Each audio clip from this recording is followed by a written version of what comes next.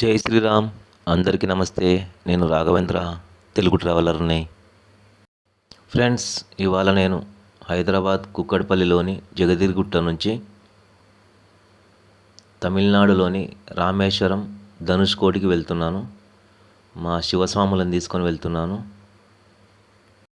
మదిలేటి గురుస్వామి ఆధ్వర్యంలో ఈ యాత్ర సాగుతుంది. మా స్వాములు ఇరుముడి కట్టుకొని బస్ ఎక్కడానికి వచ్చేస్తున్నారు. అంగరంగ వైభవంగా ఊరేగింపుతో బయలుదేరుతున్నాము. స్వాములకు ఘన స్వాగతం చెప్తున్నారు.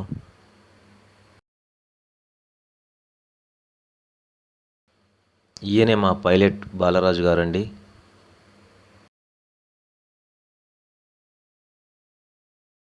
కర్నూలు వచ్చాము. కర్నూలు ఇది సూర్యదేవర ఆలయం అండి. వెళ్ళేదారిలో ఉంటుంది. టైం ఉంటే చూసి వెళ్ళొచ్చు. చాలా అద్భుతంగా ఉంటుంది.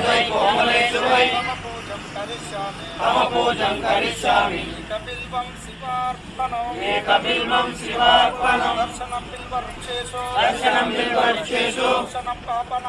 దర్శనం పాపనాశనం అఘోర పాప సంహారం ఏకబిల్వం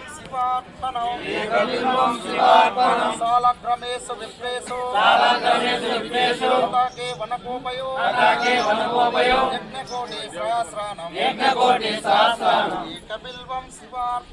ఏకబిల్వం శివార్పణం దంతకోటి సహస్రేషు అశ్వనేత చతాని చ కోటి కన్యా ప్రదానేన ఏకబిల్వం శివార్పణం రామేశ్వరం ఎంటర్ అయ్యాము.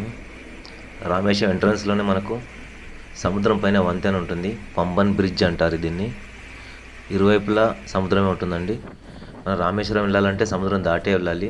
దానికి ఈ వంతెన పేరే పంబన్ బ్రిడ్జ్. ఈ బ్రిడ్జ్ పక్కనే రైల్వే ట్రాక్ కూడా ఉందండి. రైల్వే ట్రాక్ వచ్చేసి పాతది, చాలా కిందికి ఉంటుంది. నీళ్ళకు ఆనుకొని వెళ్ళినట్టే ఉంటుంది. ఇప్పుడు కొత్తగా నిర్మించారు. అది కొద్దిగా పైకి ఉంది.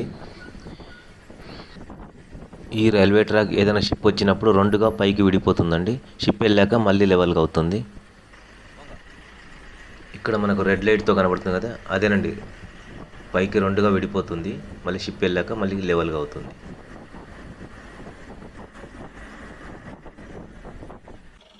ఇక్కడ నుంచి ధనుష్కోటికి వెళ్ళడానికి మా స్వామి రెడీ అవుతున్నారు. మా బస్సు వెళ్ళనియరు. చాలా చిన్నగా రోడ్డు ఉంటుంది అక్కడ. అందుగురించే లోకల్ ట్రాన్స్పోర్ట్ వాడుకుంటున్నాము. ఇక చిన్న మినీ బస్సులో ఇక్కడ నుంచి బయలుదేరుతున్నాము రామేశ్వరంకి, ధనుష్కోటికి. ఇక్కడ ఒకరొకరికి 130 రూపాయలు ఛార్జ్ చేశారు అప్ అండ్ డౌన్కు. ఒక ధనుష్కోటిలో ఉన్న సైడ్ సీన్స్ అన్ని చూపించుకొని మళ్ళీ తీసుకొని వస్తారు ఇక్కడికి.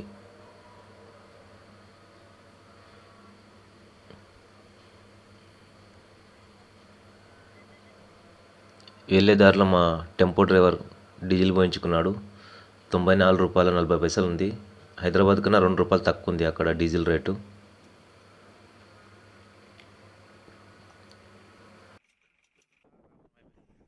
రామేశ్వరం నుంచి ధనుష్కోటికి వెళ్ళే దారిలో 10 కిలోమీటర్లు వెళ్ళాక కోదండ రామాలయం వస్తుంది. మేము అక్కడికి వెళ్తున్నాము. ఈ ఆలయాన్ని విభీషణ ఆలయం కూడా అంటారు. రాముడు రావణాసురునితో యుద్ధం చేసినప్పుడు రావణాసురుని తమ్ముడే విభీషణుడు.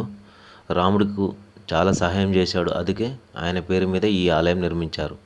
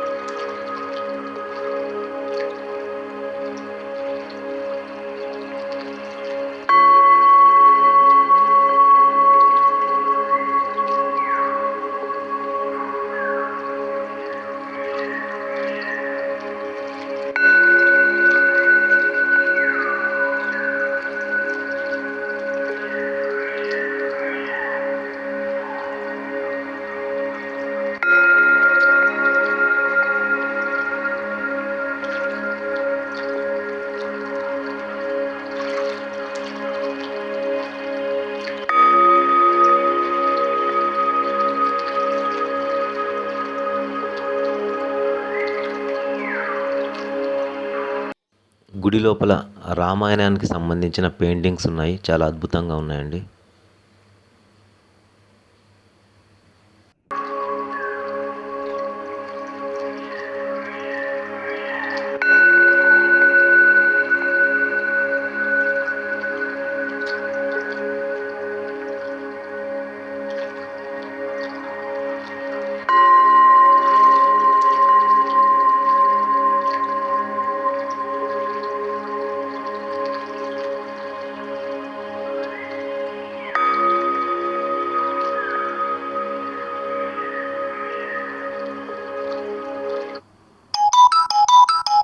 తిరిగి మళ్ళీ మేము ధనుష్కోటి రూట్కి వెళ్తున్నాము. ఇక్కడ లెఫ్ట్ సైడ్ ఉన్నది బే ఆఫ్ బెంగాల్ సముద్రం అండి, రైట్ సైడ్ ఉన్నది ఇండియన్ ఓషన్. ఈ రెండు సముద్రాలు మనకు ధనుష్కోటిలో సంగమం అవుతాయి. ఇక్కడ చర్చ్ ఉందండి, పురాతన చర్చి. ఇక్కడ 1961లో సునామీ వచ్చినప్పుడు ఈ చర్చ్ అంతా ధ్వంసం అయిపోయింది. ఈ ఏరియాలో చాలా మట్టుకు జనాలు కూడా 4000 మంది దాకా చనిపోయారట.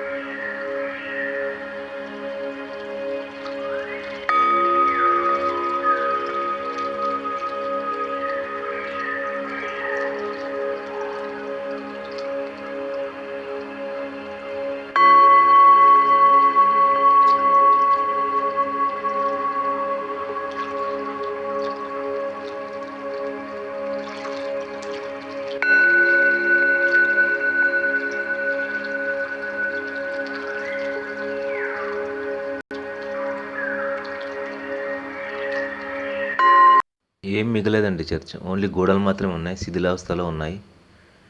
ఇక్కడ దానికి చర్చికి ఆపోజిటే మనకు రైల్వే స్టేషన్ ఉంటుంది. రైల్వే స్టేషన్ కూడా పిల్లర్స్ తప్ప ఏం లేవండి, ట్రాక్ కూడా లేదు, మొత్తం కొట్టుకొని వెళ్ళిపోయాయి. ఇక్కడ ధనుష్కోటి రామసేతుకు సంబంధించిన పెయింటింగ్స్ ఉన్నాయి.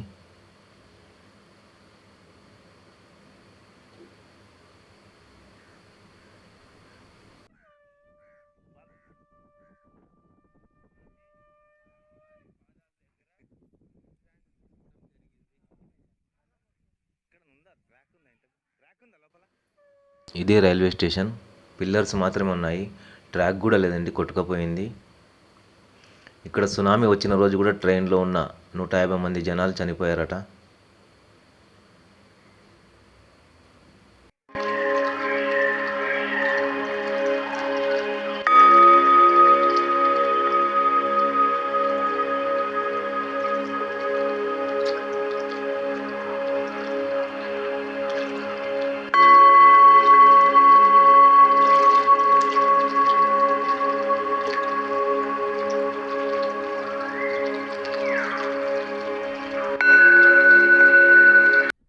ధనుష్కోటికి వచ్చామండి.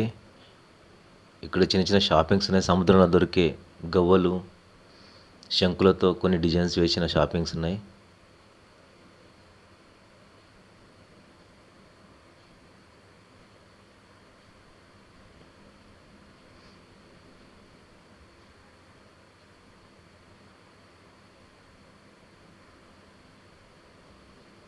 మనకి ధనుష్కోటి నుంచి శ్రీలంక 29 కిలోమీటర్లు. ఇక్కడే రాముడు వానర సైన్యంతో రామసేతు నిర్మించాడు శ్రీలంకకు వెళ్ళడానికి, రాముని సంహరించడానికి. ఇక్కడ నుంచి 29 కిలోమీటర్లు. ఇదేనండి అశోక స్తూపం. ఇక్కడికి డెడ్ ఎండ్ అంది, ఇంకా ముందుకు ఉండదు, రెండు పక్కల సముద్రమే.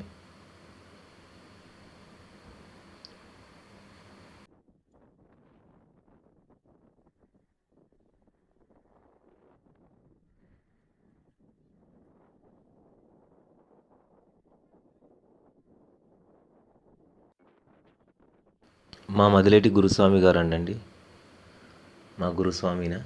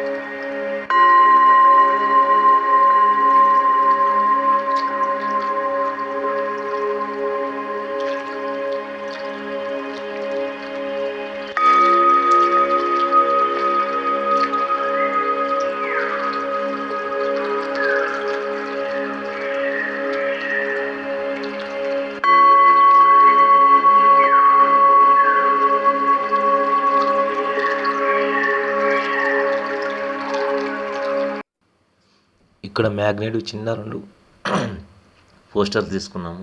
ఫొటోస్ చిన్నగా ఉన్నాయి. 25 రూపీస్ ఇచ్చి చెప్పారు. 2కు 50 రూపాయలకు 2 ఇచ్చారు.